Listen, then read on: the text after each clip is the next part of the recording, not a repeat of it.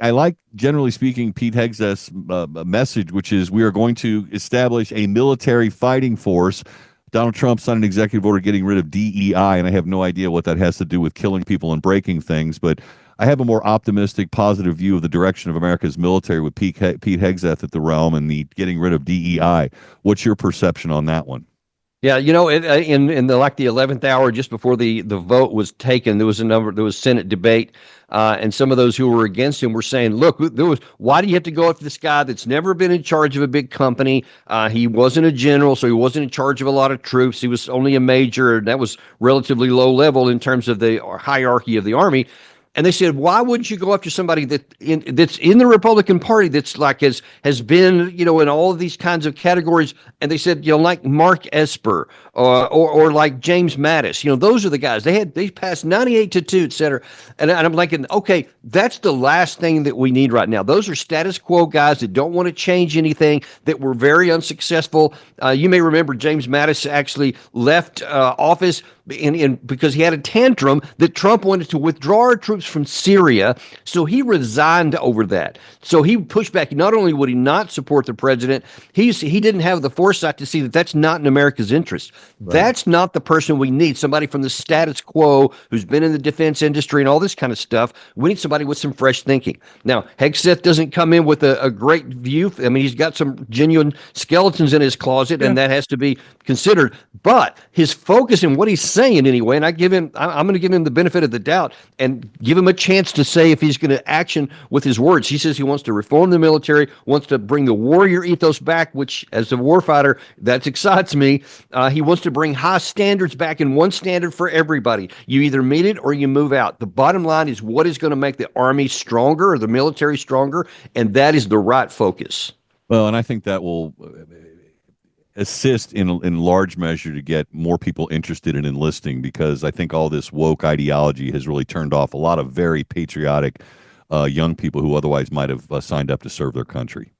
Yeah, I totally agree. That's part of what at least what they're saying. I looked at one of the executive orders that talked about the DEI stuff, and they're not saying they don't want any more equality or opportunity, anything like that. They're not saying this is against anyone. They're just saying they don't want something that basically gives quotas and saying that you have to have certain amount of these categories in higher positions, because now then you're elevating people based on a criteria other than merit, other than do they deserve it or not. And the focus is not on making the military stronger. It's on making sure it meets DEI stuff, which is not the same thing. And so I want to make sure, I hope they don't go too far with that, where it goes back to where people are pushed down or certain groups are minimized and they don't get a fair shot. We don't want that, but we do want merit-based promotions. Yeah, sexuality has nothing to do with whether you have the appropriate merit and skill sets to do any given job. So I'm with you on that all day long. And briefly, let's pivot over to Tulsi Gabbard, national intelligence. She's somewhat controversial. I know that she was in favor of Edward Snowden, wanted him pardoned, and I personally don't have an issue with that. I think the world is a better place for knowing what we know after the Snowden release. But also previously against reauthorization of FISA Section 702, which I have Judge Napolitano on every Wednesday. And boy, that's something that he just finds absolutely an offense to the Fourth Amendment. But she's flipped her position on that and now is in favor of it. What's your take on Tulsi Gabbard? Yeah, let's look at that part first. That's not accurate. That's what's being characterized in some parts of the media, that she flipped on it. She did not flip on it. When you look back, I've featured this on my show. When you look at what she said at the time she was against 702, it wasn't just 702. She expressly said, as a member of Congress, when she voted against it, was that we said we need some of these provisions for our national security and our intelligence services. Definitely need it. But we need protections and reform so that we don't get into the Fourth Amendment parts. She has said nothing different than that now. What she has said in recent days was that there has been some changes that lessened her concerns about the Fourth Amendment part, but that keeps the issues for the security part. So she didn't flip, but she has so many enemies, Brian, I'm telling you, because she is going to faithfully say whatever the intelligence says. That's what gets put before the president of the United States. The deep state, I hesitate to say deep state, the establishment, they don't want somebody like Gabbard in there. They want somebody in there like themselves that's going to give they're going to pick and choose what kind of intelligence goes to the president that fosters the opinion that, well, you have to use military military force.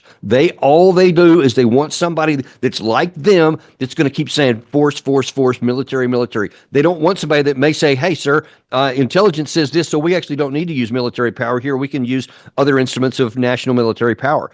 She is going to faithfully do that. She's been consistent from the front, and she is always focused on what's good for America. I think she may be the best pick on the cabinet. How about that? Coming through loud and clear on that one. Daniel Davis Deep Dive. You can find his podcasts online. Just search Daniel Davis Deep Dive. You run right into it. Sometimes a bit sobering, most notably for those folks who continue to want to support Ukraine in the face of what appears to be growing disaster. I see first sentence of this, Russian forces conquer large Donetsk stronghold. Russian Federation forces have unstoppable momentum in the Donetsk region with a string of victories and the noticeable weakening of the Ukrainian defenses. One Swiss paper, Neue Zürcher Zeitung, the military situation in eastern Ukraine has deteriorated sharply. Defense lines have collapsed in various parts of the front. I struggle to find really any good news for the Ukrainians at this moment in time.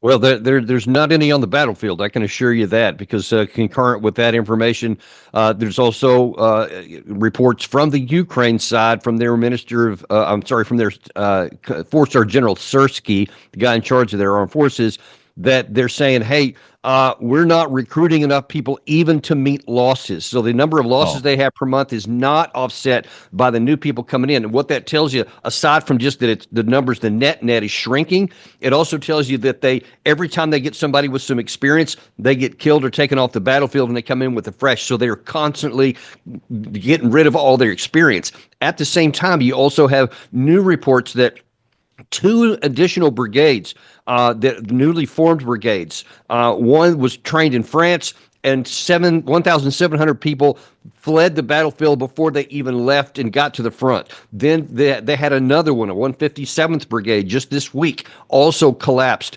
and went away before it even got to the front. So there's 2 new formations. Of the less than they're getting for replacements are falling apart. And then they fired a lot of these commanders. They fired the ground forces commander for the Eastern Front. You see, the wheels are literally coming off. And the question is, how much longer can they continue to function as a coherent unit? And I don't think it's that much longer. Well, that much longer, months, weeks? How long is this going to last? I mean, at some point, there's going to be an absolute collapse and an absolute, then I would argue, perhaps Russian victory across the board. Or they're going to be forced to sit down at a negotiation table and cede some of their land to get it resolved. Well, that's exactly the issue here. So you have a couple of different possibilities. One is like what happened to the Germans in World War II. They were just methodically just pushed all the way to the west by the Soviet Union, and they just continued to crumble, but they stayed at least coherent all the way through. The losses got bigger, the losses got faster toward the end, but they just continued on until literally they just ceased to exist in Berlin. Or you have what happened to the British and French in May 1940, where the Germans then, on the positive side, broke through the lines, got in the back of their defenses, and then the whole thing just collapsed. So overnight, you had the entire army collapse. And so either of those 2 things are possible. Both are bad for Ukraine. Both are bad for Ukraine. Now, with this, I would argue, and maybe shouldn't call it this way, this positive momentum the Russians are currently enjoying, does that suggest to you they're less likely to want to sit down and negotiate a resolution of it? Do you think they're just going to keep at it?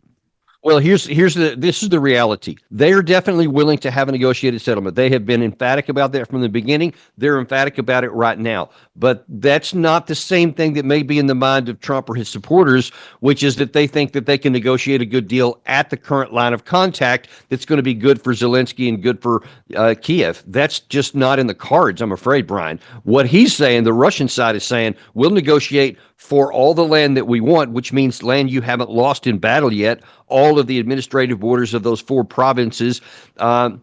And if they don't get those, and that, of course, that also implies that Zelensky has to go. That's actually part of it. They said they won't sign a deal with him because he's exceeded his mandate, and they said he's not legitimate. We need you guys to have an election so there's somebody that we can negotiate or sign a deal with. And there has to be, of course, a declaration of no NATO, no troops, no peacekeeping troops, none of that stuff, or they'll just keep fighting until they win it all. Right. And that's because they have all the negotiation chips on their side right now. And now, to Right. those out there that think this is a battle that's worth continuing to wage, and somehow magically Ukraine's going to be able to bounce back and defend themselves, what do you perceive any existential threat or other threat to NATO or the European Union, generally speaking, if Russia ends up taking over Ukraine completely? No, that's what's been said really from the outset of this war from the Yeah. West. That they keep saying, "Oh my God, if we don't stop him here, he'll come and roll here."